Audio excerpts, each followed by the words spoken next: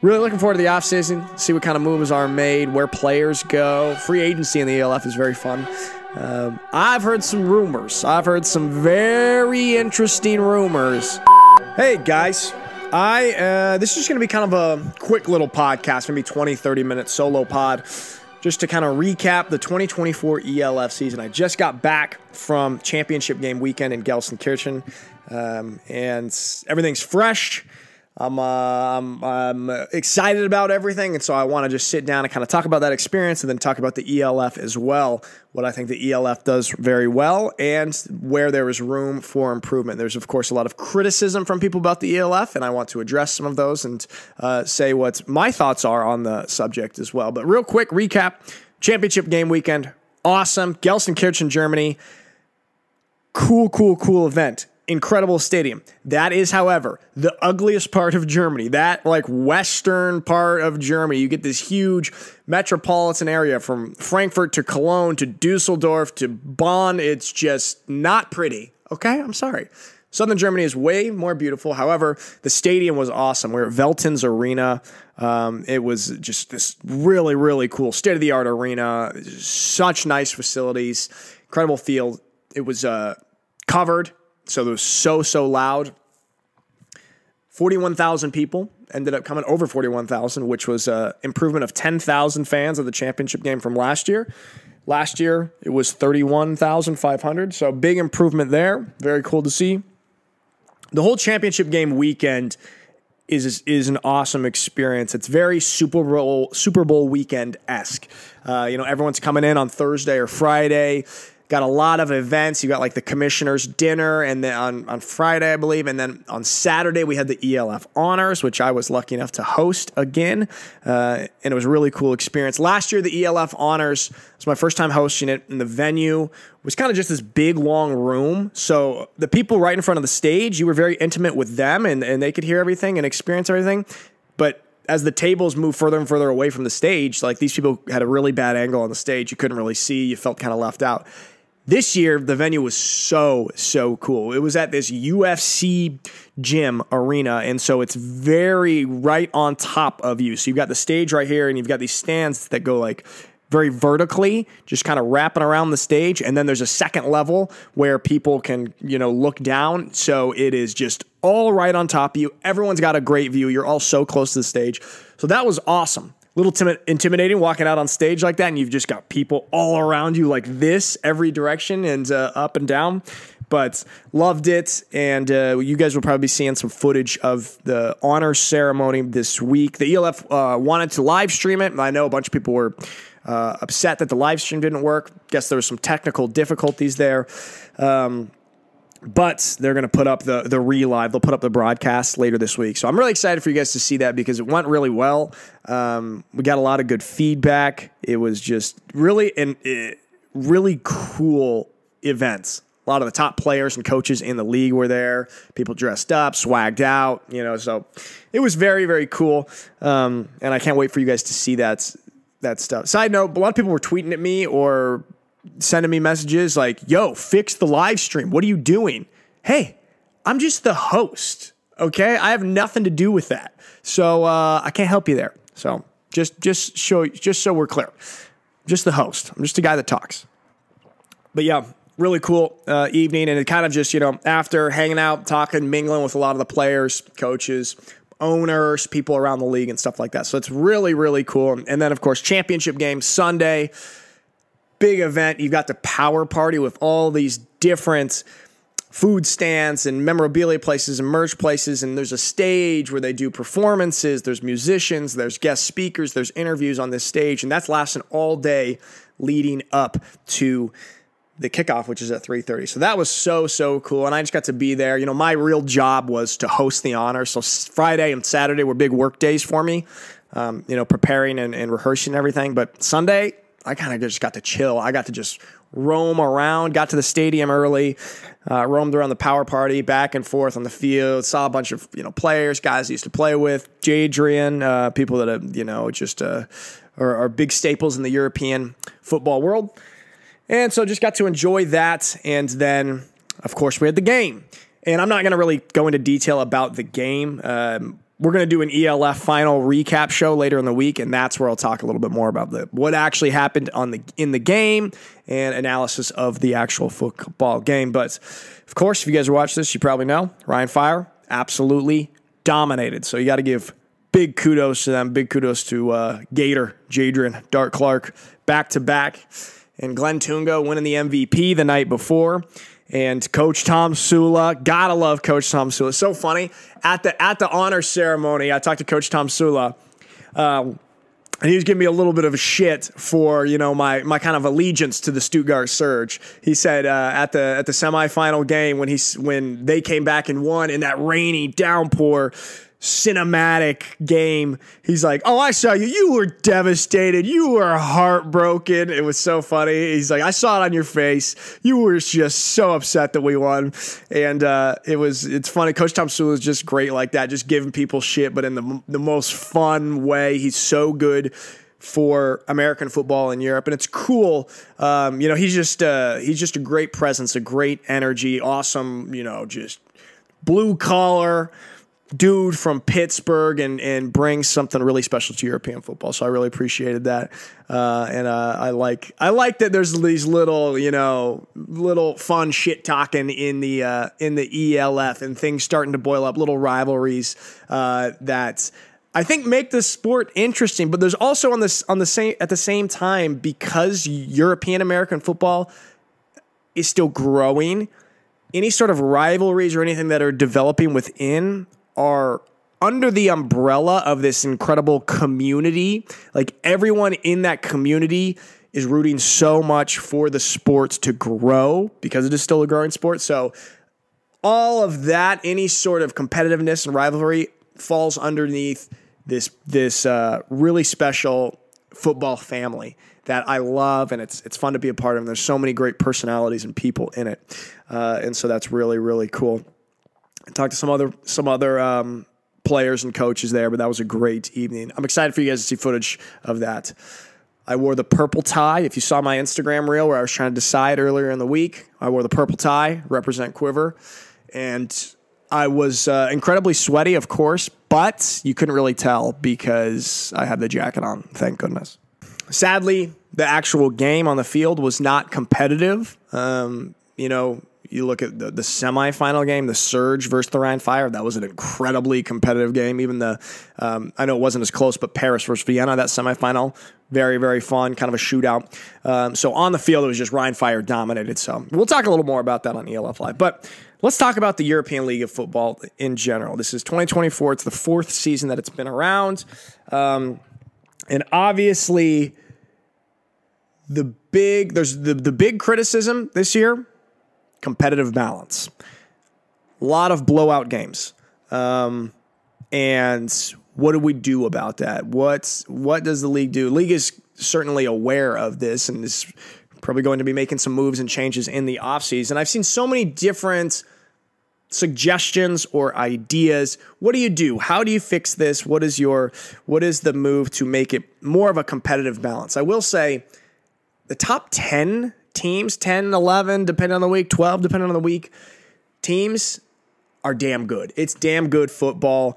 And any given week, one of these teams can beat the other team. The problem comes when we've got a team like Vienna playing we'll call it an up-and-coming team, a new team. Vienna playing Prague. Vienna playing Fehervar. The Stuttgart Surge playing Barcelona. Everybody knows that these are not competitive games with where those franchises are at right now. And that's not exciting for people to watch. I know it's the thing that we have to do. Let me just back up kind of a little bit. People want to compare the ELF to the NFL. And I think the league does such a good job with media and graphics and marketing. Shout out to Maxi Zimmer.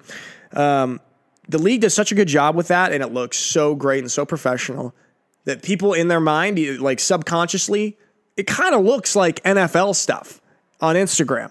It kind of looks similar to that. So then you're thinking as a casual fan, well, if that looks as good as NFL stuff, why is the competitive balance not as good as NFL?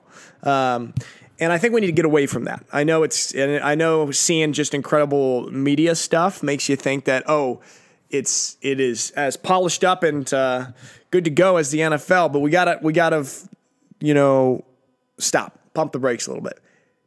The ELF should be compared to the GFL, because the GFL was the premier league in European football for the past decade or so. You can get an argument about the Austrian Football League or the German Football League. Personally, I think the GFL was the premier of European American football for these years until the ELF came. Now it's clearly the European League of Football. It's got the most talent. It's got the most eyeballs, the best marketing. But we need to compare the ELF to where the GFL was and the steps that the ELF has taken from there. I played in the GFL, and it was good-ass football. Like, we're playing 2016, 17, 18, 19. A lot of these top ELF guys were the top guys in the GFL. Glenn, Jadrian, Raheem Wilson, Mitch Fedek. So a lot of these guys were GFL guys. But the GFL totally stagnated. I think it had very bad leadership, and it just stopped developing. It was capped. It couldn't progress any further. And I think we peaked in the GFL championship, the German Bowl, at like 24,000 fans. And it was really cool. It was awesome. But then from there, it just dropped off. So not only did it stagnate, but it plummeted. And some of that was due to the whole Corona situation and all that. But it never really recovered from there. And even before all that, people were very frustrated at the lack of ambition to grow. And so what the ELF has done so well is just that. It has been ambitious. It has said there is talented football here in Europe, right? And there has been. Like I said, all that talent was playing in the GFL. There's talented football, but it's not packaged right. It's not promoted well.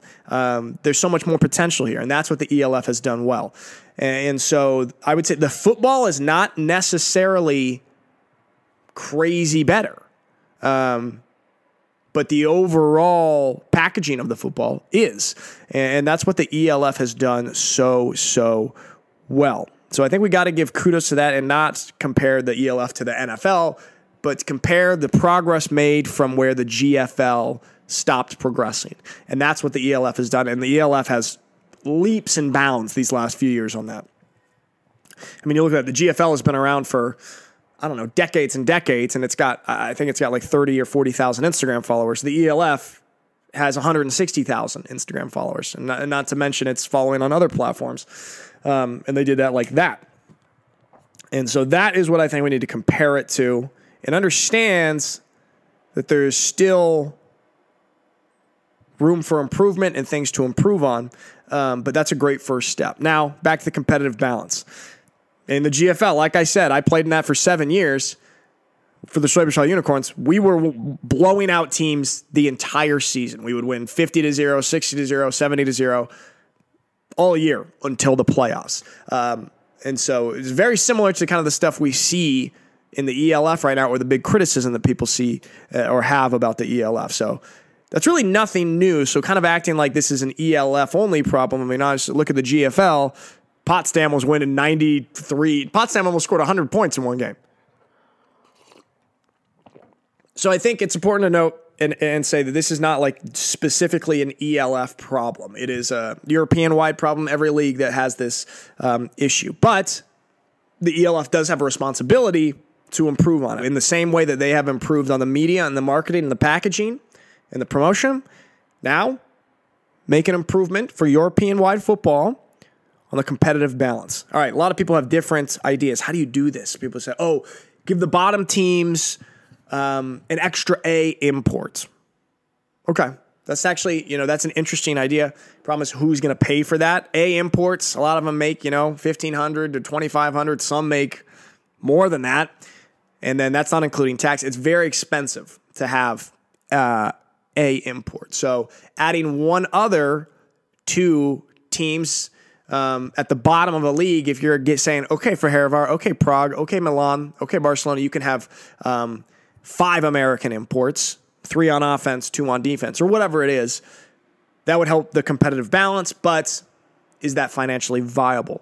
But But I do like that idea. But then also, where's the cutoff?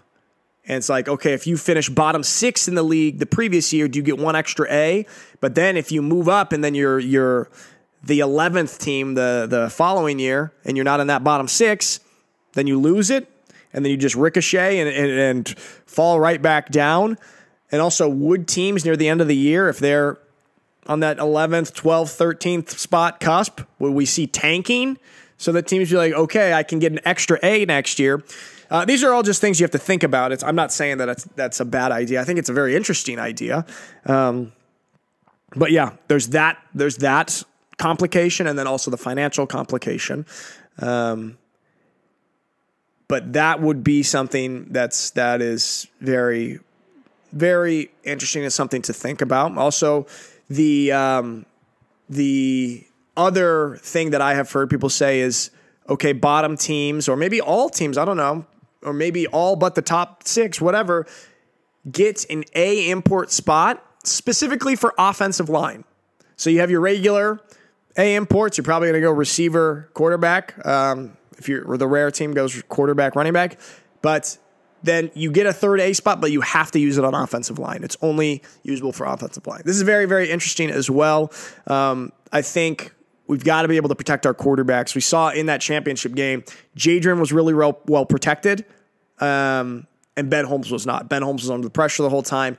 Sacks are fun, but you know what's also fun is quarterbacks being able to sit in the pocket and launch the ball downfield and throw touchdown passes. So improving offensive line play via an extra A import there. Again, though, the financial aspect comes into play. An idea that I was, thinking about, and this is not fleshed out really, so this is me just kind of saying this out loud. So feel free to write your criticisms or what not in the comments on this.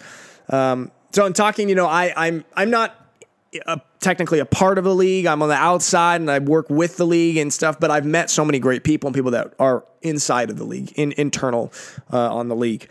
And so I've gotten to understand some of the ins and outs. And like one thing that's big that can't be overlooked is that the ELF is broadcasting on that Game Pass. What was it? 109 games, all 102 regular season games, and then the playoff games and championship games.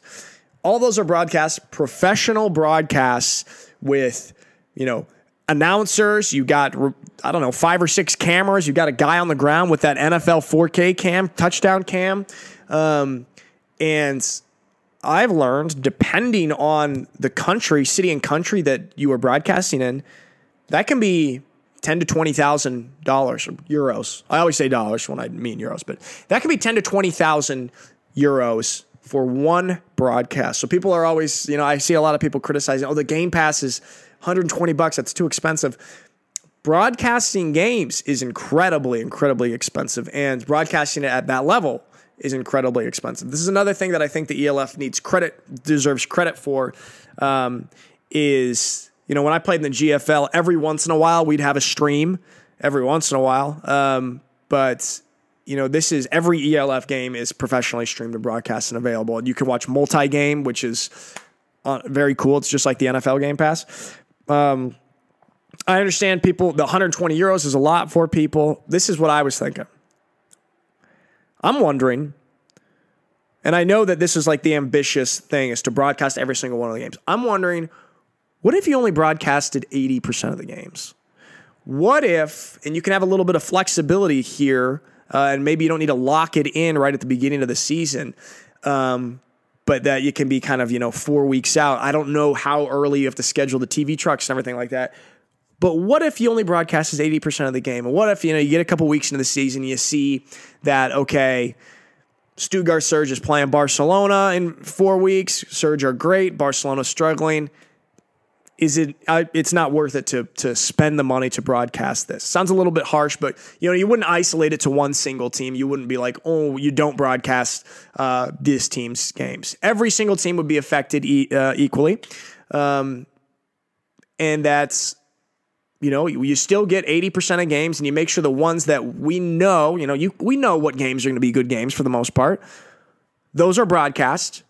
And some of the games that weekend that are going to be kind of duds, all right, let's not spend the money to broadcast. Maybe then that money can go to paying for an extra A. I don't know. Again, this is just out loud.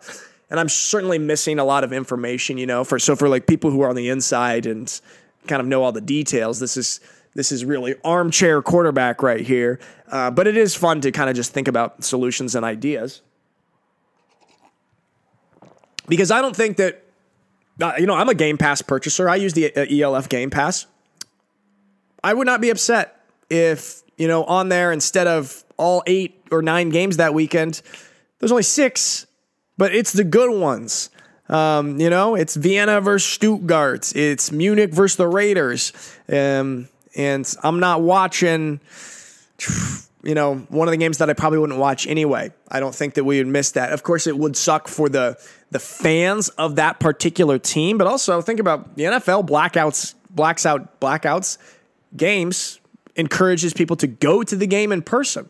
So I wonder if there's a solution there or something there where you can pull back a little bit and say 80% of games are broadcasts. We save a little bit of money there, and that little bit of money can, obviously the teams pay for their players, but maybe the league with that saved money could subsidize.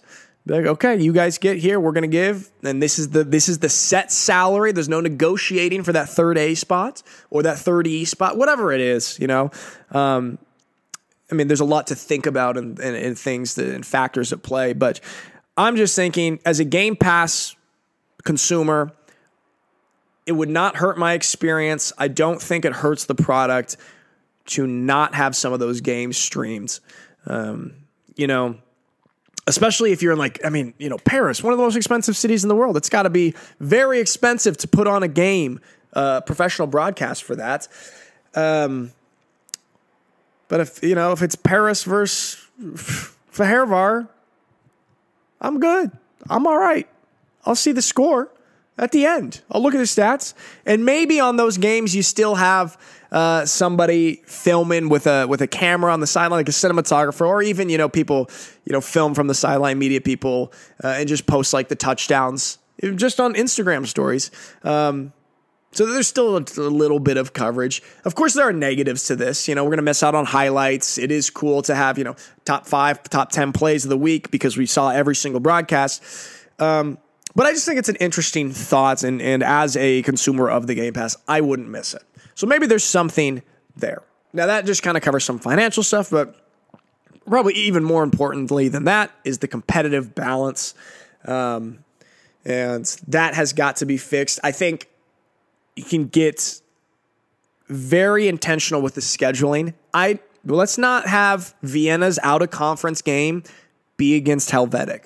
Let's have it be against Stuttgart or Munich or Paris. I think we need to. We know right now which franchises are very healthy and are going to be able to return players and are going to have a great product on the field, and we know which ones are still working towards that. Have Helvetic and Prague play in an out-of-conference game, just to limit the amount of games that we know that are going to be kind of one-sided. Of course, within your interconference, that's just going to happen. Stuttgart's going to play Milan. It's going to be how it is. But if we can limit some of those games, I also wonder about changing up the conferences, and I'm sure the ELF will be having this conversation as well. What if there's 4 conferences with 4 teams, or 2 of them with 5 teams?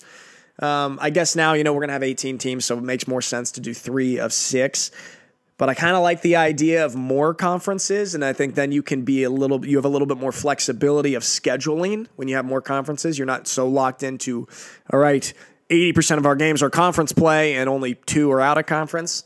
So there'd be something interesting there. A lot of people have suggested the 2-tier system.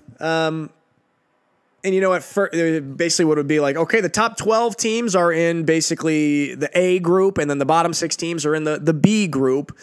5 of the playoff teams come from the top group, and the winner of the B group also gets a bid to the playoffs. Interesting idea. There's definitely some complications and challenges with that. Is that fair to the team that finishes 6th in the top group, that the team from the B group would get the playoff bid instead of them? I don't know. But it would probably, if the B group is playing competitive games against each other all year, be interesting. There's a lot at stake. Having high stakes for more games, that's important. So it could be interesting. I just do think, I don't know if there's a good example of a league, the sports league, that does that. That's kind of like a two-tiered. So I don't know. It is an interesting idea, however, because then you can also, scheduling-wise, you would have more competition. So, yeah, those are just some of my thoughts on it. I think that maybe there's some wiggle room on the Game Pass. And some people might think of that as a step back on the Game Pass. I actually think of it as a step forward. It's getting a little bit more intentional, and it's not necessarily about quantity. It's about quality. And I know, and that's the thing that brings me back to the league does a great job of aspiring and looking at the NFL.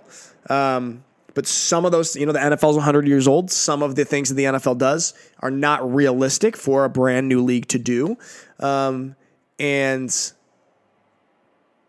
yeah, I just think that it wouldn't be the end of the world if only 80% of the games are broadcast and there's flexibility. And, you have football experts deciding, okay, these are the 5 or 6 games that are broadcast this weekend.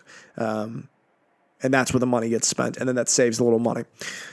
I don't know, I don't know. Maybe. So that's there. Yeah, and again, I just kind of want to reiterate the point that, the ELF is a startup. It's 4 years old. It's trying to do something never been done before in Europe, and it is doing that on many, many points. But we also got to remember that this is trying to separate itself from the GFL and that level of football and football leagues that we had in Europe just a few years ago. And NFL stuff is a great thing to aspire to. Yeah, so I don't know, just kind of spitballing. I mean, I'm sure all of these plans you can poke a bunch of holes in. Again, if you're not involved in all of the actual planning and the business side of things, we can't know exactly what would work and what wouldn't. I mean, the league is certainly aware of the competitive balance stuff that needs to be fixed. But, I know I'm involved with the ELF, but I'm also I'm a fan of European football. I'm a consumer of this. I watch the ELF every weekend. I know a lot of the guys that play in this league and the coaches that coach in this league. And I said this in my speech at the ELF Honors, I love the culture of American football in Europe. It's incredibly special. I am rooting for it. And, yeah, I'm rooting for it. I'm excited by it. There are things to be improved. However, this has, in these 4 years so far, has been a massive step from where we were, from the European football world that I was playing in just 5, 6, 7 years ago. This is kind of night and day with a lot of that promotion and packaging stuff. And I think the other stuff, the competitive balance stuff, will come. And the league is aware of that and is going to make moves here in the offseason. And yeah, that's just my thoughts. Very curious to hear what you guys think. What would your solutions be as an armchair quarterback about how you would kind of fix competitive balance, what you would do to make it so more games are exciting? Because, man, when we've got exciting games, it is so damn cool. That Paris-Munich game that I got to call, that playoff game, so good. That Surge-Rhein Fire semifinal, so good. Munich versus the Raiders earlier in the season. Cologne-Hamburg, the comeback. These games, when we've got good competitive balance, it's so damn cool. It's so damn fun. And we just want to make sure more games are like that. So curious what you guys think. All right, that's just kind of my little rant about ELF 2024 season. Really looking forward to the offseason, see what kind of moves are made, where players go. Free agency in the ELF is very fun. I've heard some rumors. I've heard some very interesting rumors that I dare not say yet, but I think we're going to see some big name moves in this offseason. I can't wait. All right, give me your comments, your thoughts, what you think. Thanks, guys.